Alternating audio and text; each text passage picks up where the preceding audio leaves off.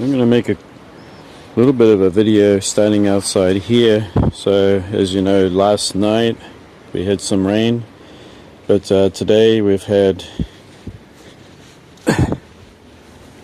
some pretty grey skies with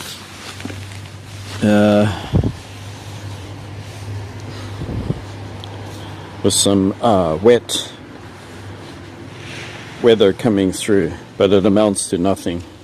Actually no rainfall. It was just like a haze at one point today.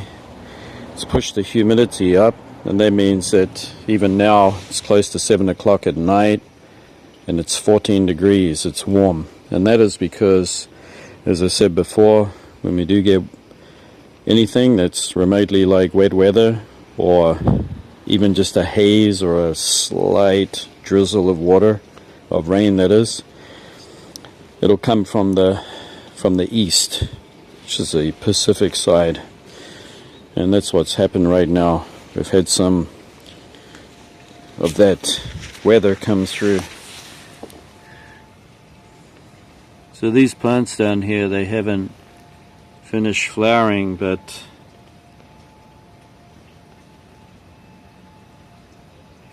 the mother-in-law come out and cut them all when they're still in flower. I don't get it. I do not understand. This is why I'm having ongoing arguments with her about doing that on my side of the garden. Why does she cut them? I don't know why.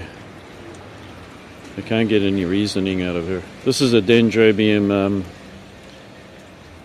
loaded GCI that I mounted last year, and it's looking really healthy now. I mean, this is from what was left of another particular plant, and it does appreciate this humid front that we've had come through. Nice humidity, and it is warm. It's 14 degrees. If we didn't have such weather from the east, it would be dry. We'd have very, very dry weather, dry and cold, and it would go down lower in temperature. We have a little peek in here because we have this lovely Dendrobium nobile type, and that is Stardust Firebird. And as the name suggests, this thing is a firebird because it's going to put out some amazing flowers.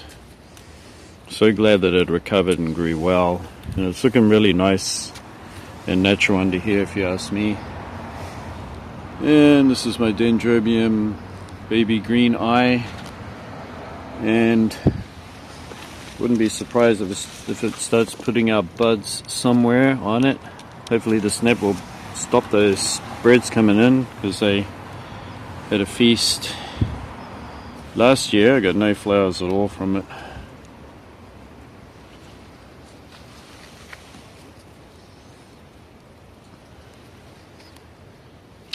I do spot some. Can you see that? There's 1,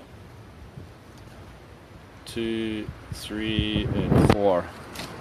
So this is budding up. That's nice. And this one, and by the way, that is a cross between the Monoliforme and one other kind of nobile type. It's been crossed so many times.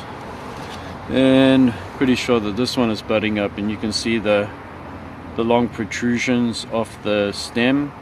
Those are the buds, and the differences with Monoliforme is that Monoliforme has nice sheaths, nice scabrous sheaths over all of its buds, what makes it pretty hard to see for birds. So this is why that one will come into flower without too much interference. Well, this one will be picked on because it doesn't have the sheath on the bud.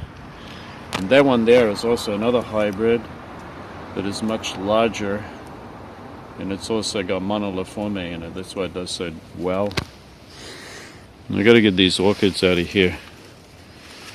I don't like them there, but I'm trying to protect them from the cold. The Cymbidiums are just hard. Everything is going against them in this climate. Far too dry and cold. They don't like the cold and they hate the dry. There's two things that they're battling with. And over here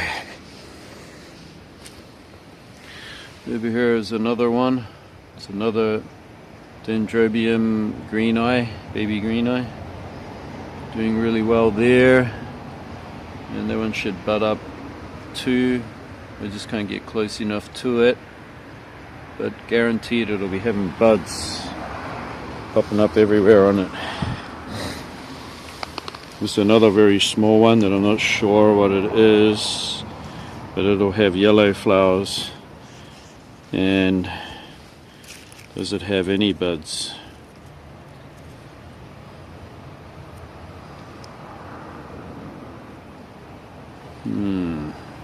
Don't see any.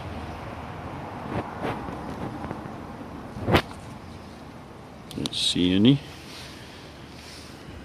This Dendrobium tortulae hasn't done anything, but it's not dead either. So, and of course these ones will never bud. These nobile types until spring. Well, they might do sooner.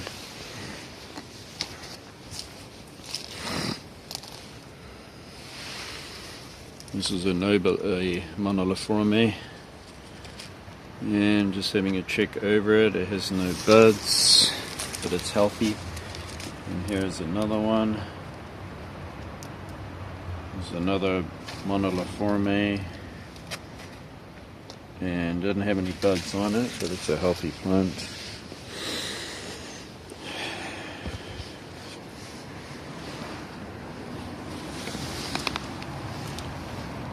This one did have flowers, it did flower, and it's bound to push out a whole more buds for the springtime. This is also a Dendrobium monoliforme type. And these Dendrobium nobile types, they will probably put their buds out later on.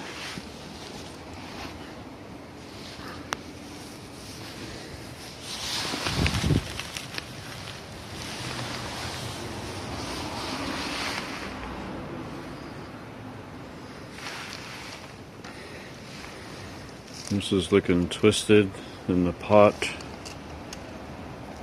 Okay, that's a bit better.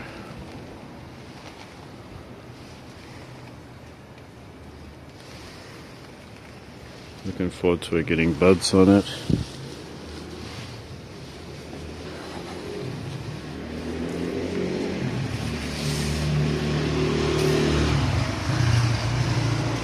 And I'm looking forward to Hancockii if it ever produces buds this year. It's getting healthier now.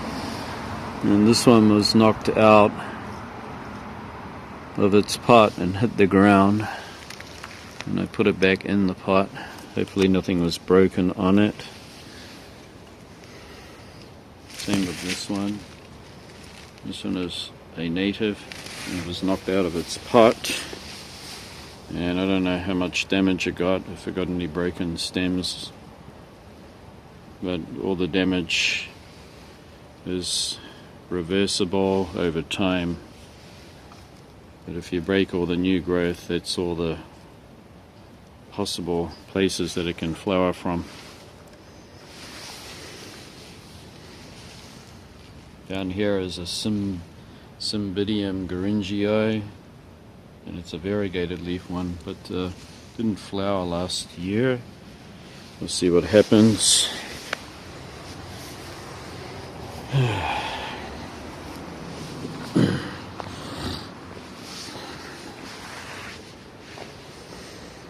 What else do we have?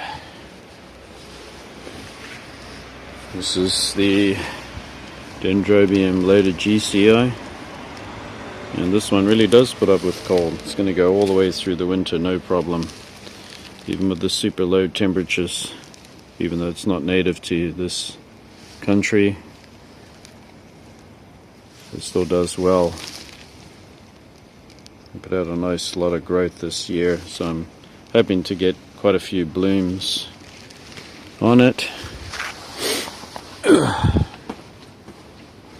we've already had a look at these.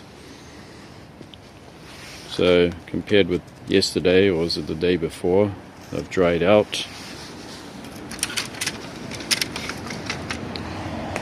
And that one's dried out. It's pretty dry to the touch.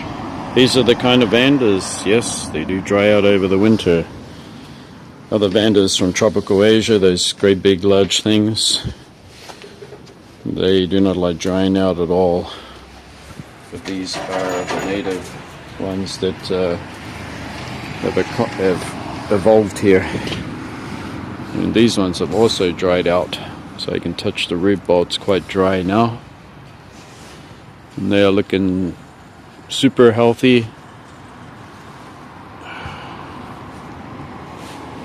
The goal is for them to flower really nicely in the summer, in the monsoon summer, when it's very hot and humid and lots of rain. It's when they flower.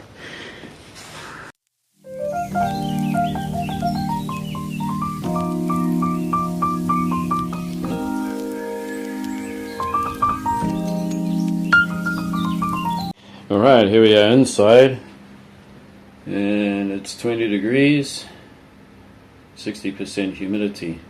That's pretty high. Usually it's a little lower. No, it's about normal actually. Definitely humid outside, and 14 degrees because of that weather coming in. Alright, what am I going to show you today? Little updates here and there. The one thing is for sure that there are some other plants that I'm going to show you. Alright, so first of all, let me just move this over. Okay, there's not much of them, but I'm starting them off. And up here we have Lepicimum. I know the name sounds funny. Lepicimum huletiana. And this is a kind of epiphytic cactus, and I think it's native to Brazil or Bolivia. And this particular one will will bud up along the internodes, between the internodes here. Every internode will have a bud. I wasn't even pointing that at the camera at the time. Every internode. This is where it can also branch out from, make new branches. The flowers are small, very, very small, but they're very, very fragrant, and I'm looking forward to growing this. I'm going to give this a chance. Grow it. Another epiphyllum I have here is the one that you would typically see. There's the large fleshy leaves, and this one is a yellow, but it is an unnamed one, and it is nice and rooted up in there. It's full of roots. Didn't know of the size it'll get to, probably a reasonable size. This is an oxypetalum kind of epiphyllum. It almost has a completely smooth with very, very little serrated edges at all. This one has a super big flower. You can see here it's got a little bit of crisping on it. That crisping was just through the weather changing in the late autumn, so it's pretty sensitive to cold, but it loves water. And I just stuck this stem that absolutely was, it had this leaf on the top of it, and this thing was all crunchy and dry. It looked dead. It would be something that you would throw in the compost, but because it was a nice thick stem, I just shoved it in a pot of potting mix, and it's actually got some carnuma in there, which is pretty well draining, but voila, there it is. Super easy to propagate. And even in this late autumn, you can see that shininess on the leaf. That's because it's still growing and it still has the demand for water, even in the cooler temperatures in here. And that will have a monster of a flower on it. It's fragrant. And next up, we have this one. So I've got to show this, but still, it's not nothing to look. It isn't anything to look at. Selenoceras chrysocardium, and this thing is sometimes called the fern cactus, because as it keeps growing and maturing, these it's almost like a the growth pattern on this is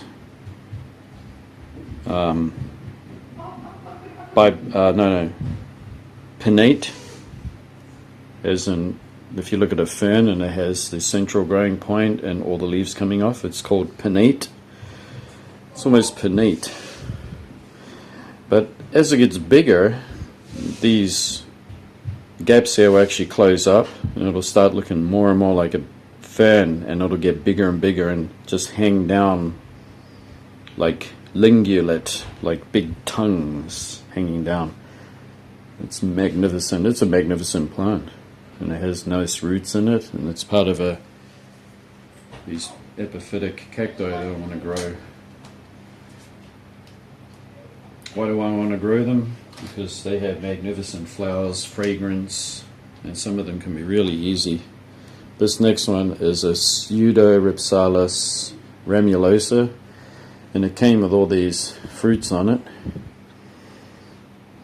And I haven't looked up a lot about it because I forget things if I don't catch up with my reading. So once again, this could have fragrant flowers, and I'm presuming that it will be ease of care. However, there are some Rhipsalis that can be really difficult. I have one on the tip of my tongue. What is it now? Gosh, I can't remember. I've had two that are real difficult, and I thought it was just the heat and the weather and everything, but it turns out that it's just as difficult for everybody else. Alright, just stay tuned there because we have something else to show you. I know these are not orchids, but they're the next best thing.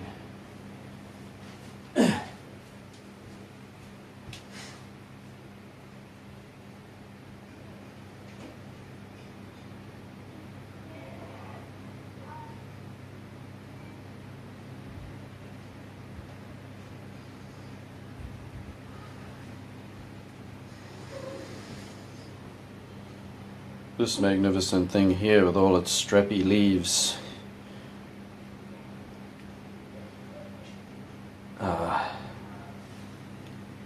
These strappy leaves on it. It may not look like much, but this has a medium-sized flower, not as big as some epiphyllums. It'll flower in profusion over and over again a number of times in the summer. All that it requires is shade, water when it's dry, and plenty of breezy air, and don't let it get too hot, like don't get it far over 30 degrees or in the western sun. Like some sun though, just not the west sun, that late afternoon sun in the summer. And being a typical epiphyllum, what is your name again? Epiphyllum pumilum. Don't let this confuse you. You'll have a thin stem and then it'll branch out into another leaf. This is part of its epiphytic habit of stretching out its limbs to colonize other parts of the tree. So some of these can be runners, and runners can just run along and root into different parts of the tree so that it can get extra moisture and it appreciates a drier winter season with a reduction in water and humidity. So if you're looking for something that's an epiphyllum and it doesn't mind dry conditions in the winter and kept cooler, and go down to 10 degrees, no problem, and appreciates plenty of water, some feed. Oh, nearly knocked the camera over with my clumsy hand. And these flowers are like porcelain white, if I can describe it, porcelain white, and they come out of all of the internodes on each leaf, so it can be covered. And this is regarded as the hardiest and the most prolific flowering epiphyllum, with a beautiful lemony sweet fragrance. So how's that? And I pretty much guarantee that this would be easier than a lot of orchids. It would be much easier. And what I mean by that is, if you live in a colder climate or a hotter climate, either, you can grow this successfully. Otherwise, you will have your specific orchids that you can grow really well, and everyone drools over because they wish they could grow them that good. But remember, there are plants out there that can suit your climate and you can be real proud of, and those are the ones I'm looking for. And how's that for an epiphyllum? It was priced at $20, and it's been hanging up at the nursery along with its brothers and sisters, or hanging up there for the last month, and the temperatures outside have dropped to 5 degrees at night, and it's been out there in that nursery. It's a beautiful plant. Oh, it'll be a minute.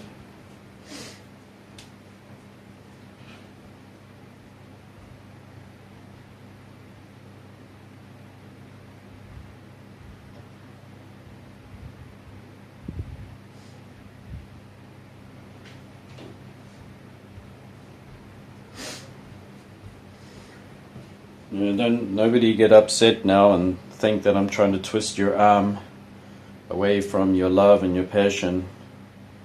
It's just about having a little variety, and always try to get something new and have a new experience. Don't get rid of your orchids. No. Alright, what else do we have? You might have to take you off the tripod here, but we'll let you come in. You can see that this is doing really well. You can see all these nice new growths. Got one there, one there, one there, one there, and it's just a matter of this plant building up its energy and also getting more of the root system on this mount, and it shall flower. And you know what it is? It's fairy lime opo. Check out that beautiful flower. This Vanda is doing fine. It is loose, nary Vanda. It doesn't mind drying out in between. This particular one I was getting a little bit anxious about or worried because it was losing a lot of leaves off the top here. However, those were damaged due to cold stress a few years ago, so what do you know, it'll drop them. And the rest of the plant down here, which is all new growth, is doing fine, no problems whatsoever. So eventually it's just going to shed off what it doesn't want or need or can look after anymore. This is a maxillaria, and it is a variabilis with another name attached to it that I can't remember, but it's like a dwarf of that. And it's real interesting how it has all these pseudo bulbs that grow on top of each other. It's in a mounted up sphagnum moss, so that whatever water it gets, it drains away pretty quickly because it's not packed in there, it's quite loose. Made it nice and loose for the plant. and it does flower for me, and the flowers smell terrible but look nice. But the coconut orchid here, Maxillaria tenuifolia, is my number one plant that I love, and it really does really great. And it actually starts to grow the most in the cooler season, being in here maximum of 20 degrees, goes down to 10 sometimes, and it will start to grow and mature a lot of these new growths. So we've got 1, 2, 3, 4, we've got them all over it, and the humidity isn't as high as it was in the summer. There's no black leaf tips, so this is an easy to grow orchid if you just give it what it needs, and it doesn't have a lot of demands. One that's getting me a little worried is Sologeny fimbriata, because it's on a mound, and I'm pretty certain that it comes from, just pick that leaf up, they're pretty certain it comes from pretty high humidity year-round areas in Thailand and stuff like that. So this one really needs water all the time, even in the winter time. I can't let it dry out too much, it'll kill it. So it's gonna have to have a little water now. It's twice a day. So here we go. We will let it have it. And spin it around a little bit so I can get the back. It's just one of those orchids. You just have to do it.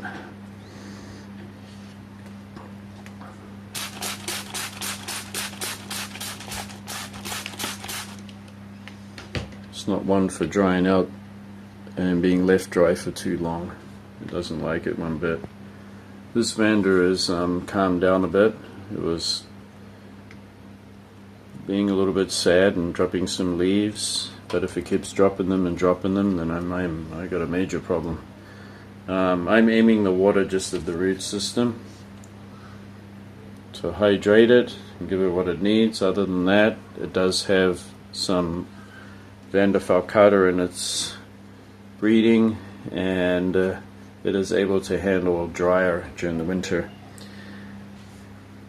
If you do water that and you get it all over the leaves and everything like that, and you put too much on it, we're just talking about a quick spray over the roots is just enough. Any more than that and it starts dropping leaves again. So it doesn't like it, and it's called green light, by the way. Up here, this one has been having me worried. It is my Pholidota chinensis. What I've done is I've just given it more water because I just can't see that overwatering it can do it any harm in this mix that is just coconut fiber. It drains straight out, and it's got good drainage rocks in the bottom of it. So I come to the conclusion that these black tips it doesn't like to reach anywhere near even beginning to dry out. That's what I feel. Notice that this new growth is starting to pump up a lot and get going. So this is what I've come to, because I'm pretty sure last time I had one, it dried out, and I mean it dried out quite a lot, and it just would not come back. So this is what I've been doing, but please don't follow it yet. Let me keep playing around with it, with the watering, and we'll see how it goes. Looking much better is Denema polybourbon. Yay, it's looking good.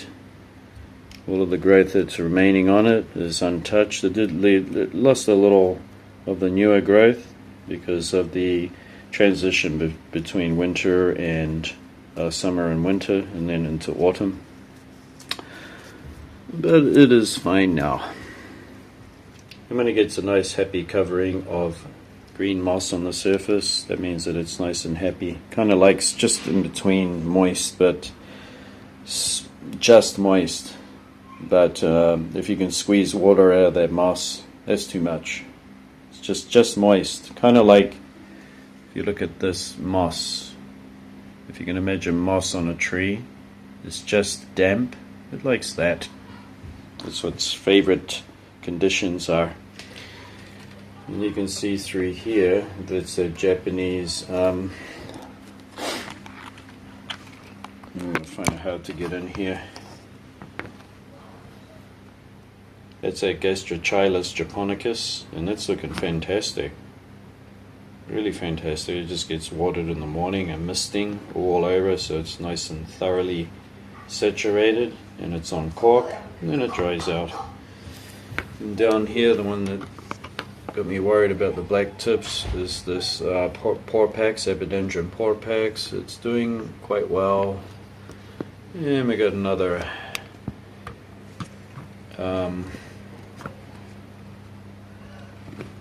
Denema polybourbon that's on a mount, and that one's doing fantastic too.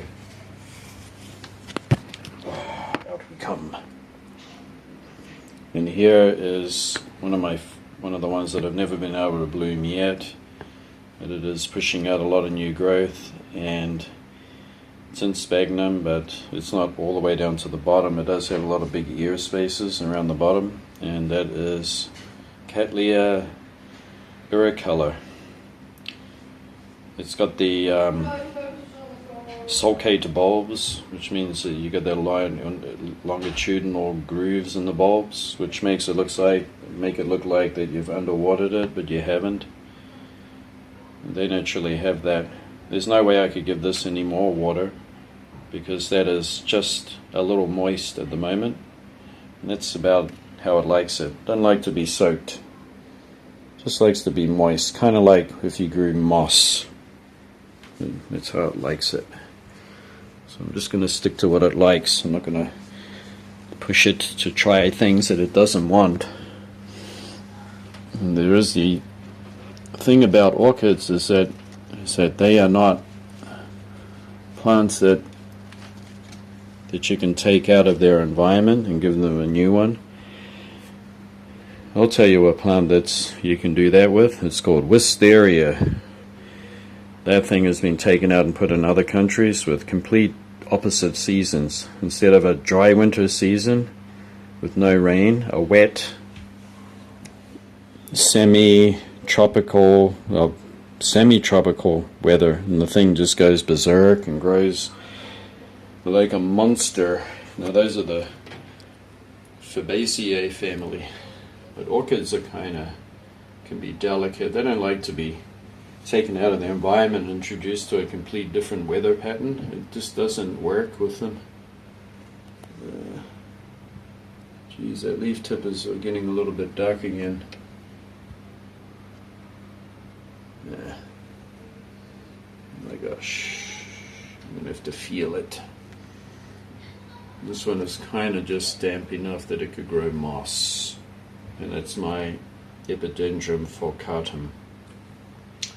It's one name I can remember and spit it out of my mouth almost instantly without forgetting. I don't know about that leaf. I've got to keep an eye on it. Something's always going wrong. And this one is the mounted Phalaenopsis, giant white flowering one, or moth orchid. I've been trying to highlight it, but it's pretty hard in the cramped up space in here. You can see those new leaves coming out. This thing is just fantastically healthy. It's never been as healthy as since it's been on a mount. It is just healthy, very healthy. These leaves are so healthy and thick. They've never been that thick before. Almost leathery, coriaceous. And all it is just on a mount, and it's got that red bag hanging around it. It's an onion bag, but that was just to keep the medium in there. It's got a little moss in there, and it's got a big, massive tree trunk. It's looks like a tree trunk it's mounted to. And I got a lovely comment one day, where are you going to put that thing? And my reply was, none of your business. And down here, looking nice, is the Bulbophyllum Frosty Eye. I got a thing for Frosty Eye. I like Frosty Eye. And it's looking really healthy. Puts 2 bulbs out a year, so that's pretty slow. And this is the typical Maxillaria variabilis with its pear-shaped ovoid bulbs. And then you can have a look at this one here. That's the miniature of the miniatures, and its bulbs are slightly elongated and very tiny, and tinier leaves.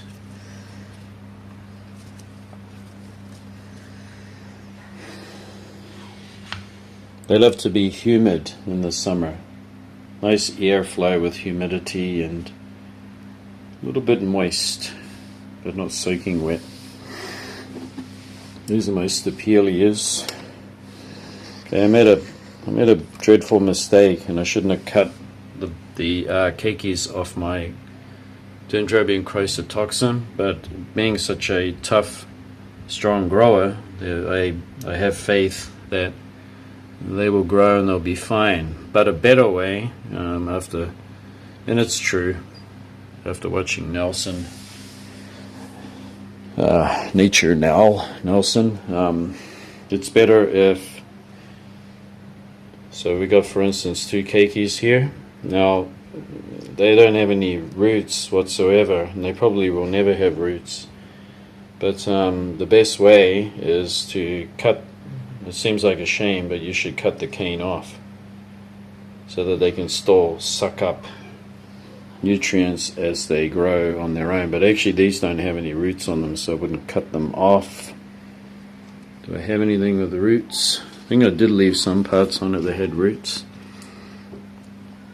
somewhere. But next time if I have keikis, I'm going to cut the stem off with it. You can see here the bulges underneath the leaves. Those are where the flowers are going to come from this year. So this thing is quick to do that, to prepare itself. Goody goody. Happy about that. What a good grower it is. It's pretty dry in there now, but it likes it. In my mount here that I've been staring at, hoping that staring will make a difference, but this is going to be fine all the way through the winter, and it has put the roots out on the mount. I give it a spray every morning so that it keeps up that progression of root system, so that it can support and grow these new growths that it's been struggling with in the heat of summer. It's a kind of Cattleya that has a nice flower. And this one, it's got Walkeriana in it. And this one has got roots all going into their pumice, looking good. This one gets a little spray in there. It's on the dry side though, but that's how it likes it. The actual case when these bulbs start shriveling a little bit, that will promote it to flower. Yes, this thing doesn't look too great, but it is all I have of a Brassica. And what I have to do is I'm going to repot it and try not to disturb the roots, so that I can have this part in the medium, and I'm going to cut those old bulbs off, or I might just let them naturally fall off, which is healthier. And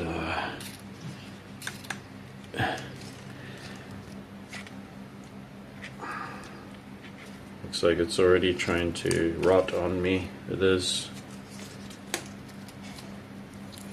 It's not too healthy, this thing. Where did that other leaf go? In it. Where did you drop your leaf? I don't want that hanging around down there. Where'd it go? Oh, there it is. Okay, it's not doing too well. It's a bit sick. This plant is a bit sick. It's got a bit of a rot there. This is rotting, so it's got to come off. I have to attend to it in my brassica.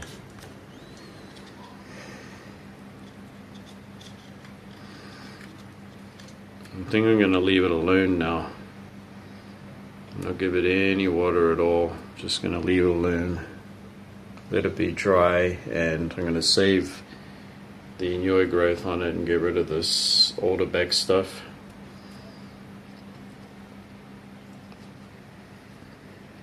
So one and only brassica I have, and I wouldn't mind having a nice healthy brassica.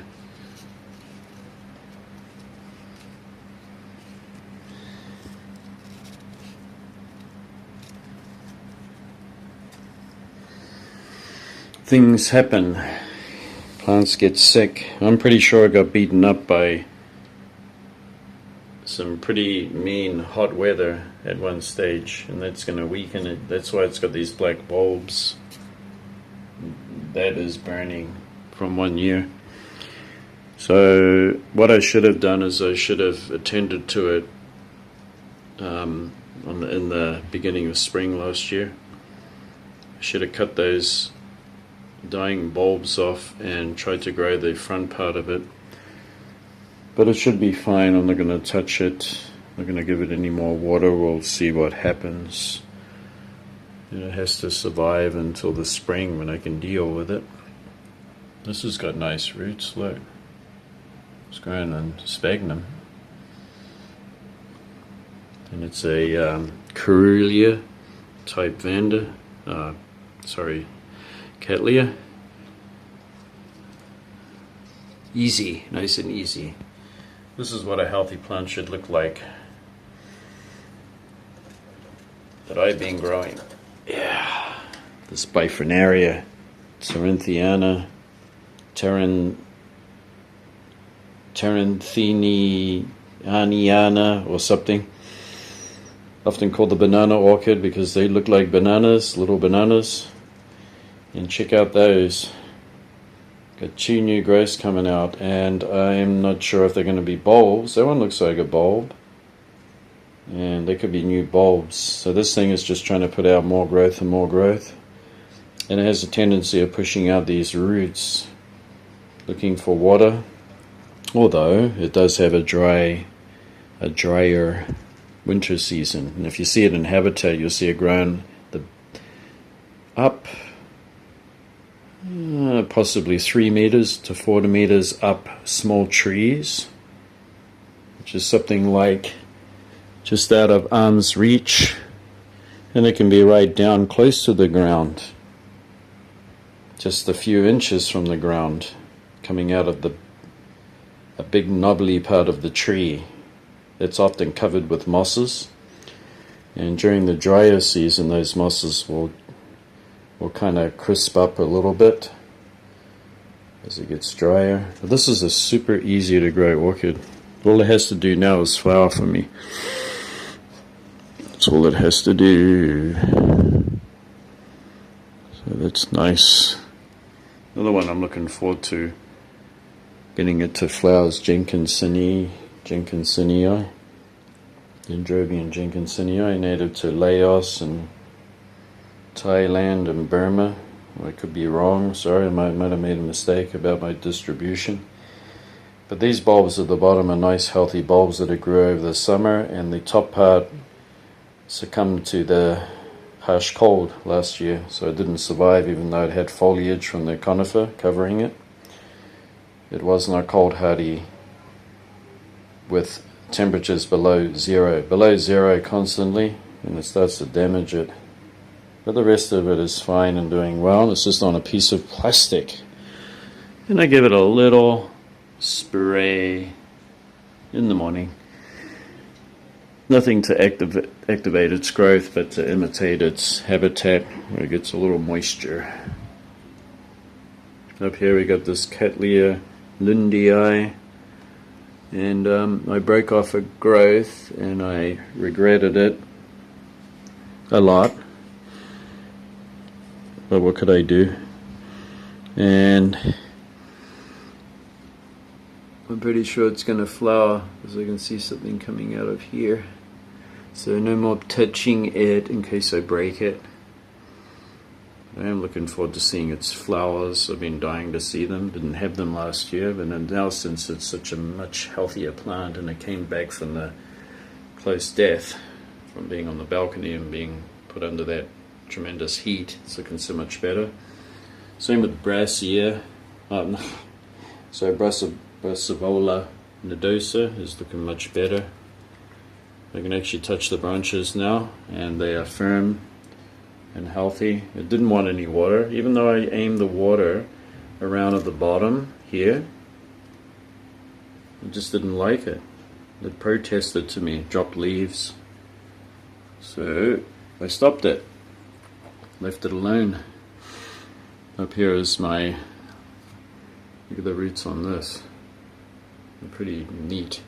So glad it's climbing onto the mount too. It's my little stars. It's not little stars, it's something else. Oh, and look at this. I can actually see the beginnings of flowers that are going to form in the springtime from Thriciflorum, Dendrobium thriciflorum. So fantastic, great. And it's just sitting in a moss ball that's kind of floating around in there, in the pot.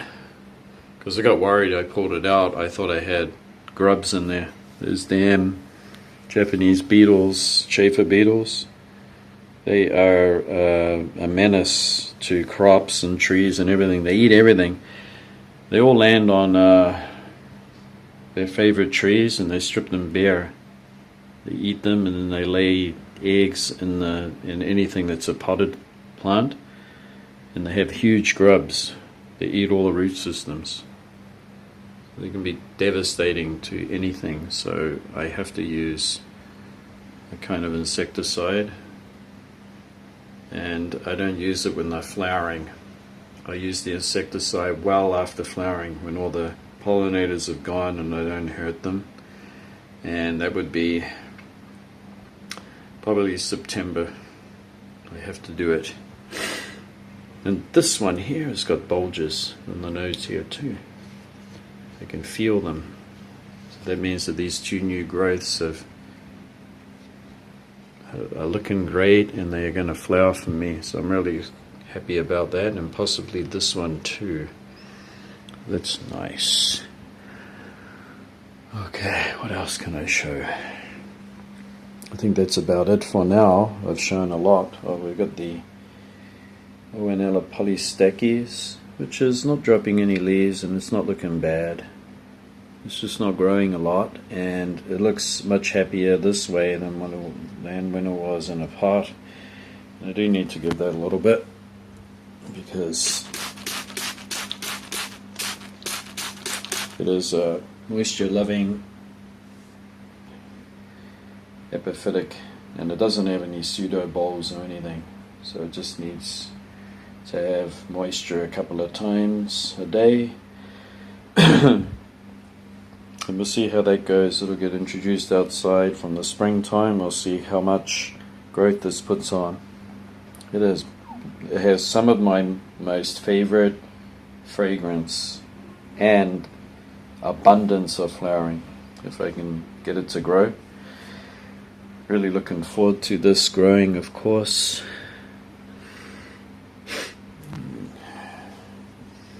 Really am. Just try not to get watered down on Vanda green light, or it'll show me by dropping its leaves.